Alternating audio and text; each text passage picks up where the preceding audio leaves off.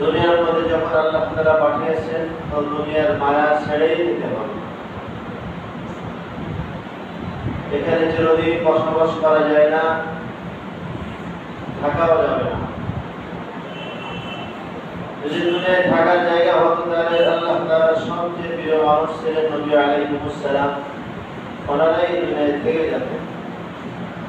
ওনারা যখন চলে গেছেন তখন আমাদের যাওয়া অবধারিত, যেতে হবে। এই জন্য পরকালীন কিছু সামান সঞ্চয় দুনিয়া থেকে করে যাওয়া আল্লাহ তাআলা তৌফিক দান করেন। পবিত্র মাহে জিলহজ শুরু হয়েছে। প্রত্যেকটা মাসের আলোচনা পয়গম্বর আলাইহিস সালাম সাহাবাদেরকে শোনাতেন।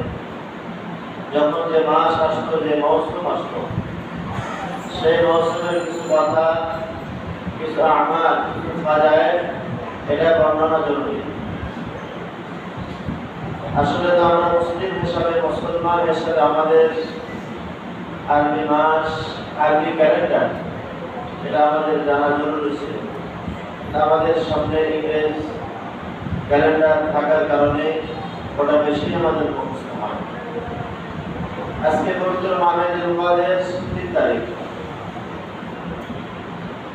এবং প্রথম জুমা।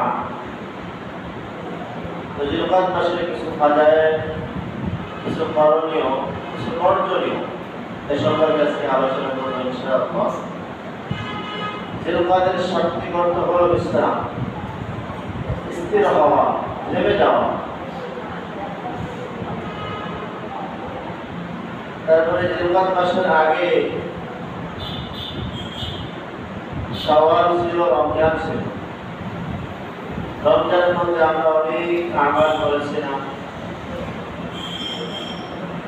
নামাজ, তেলাওয়াত, জিকির, দোয়া সব অধিক পরিমাণে ছিল।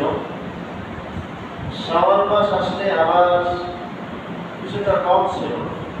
বাকি রোজার আমল ছিল, অনেকে আমরা ইবাদত বন্দেগী বেশি করেছি, নফল নামাজ, নফল সাদকা এগুলো আদায় করেছি। জিলহজ মাস যখন শুরু হয়েছে, ইসলাম মানে আল্লাহ তাআলা আসমান জমিন সৃষ্টি করেছেন। ওই সময় থেকে 12টা মাস নির্ধারিত হয়েছে।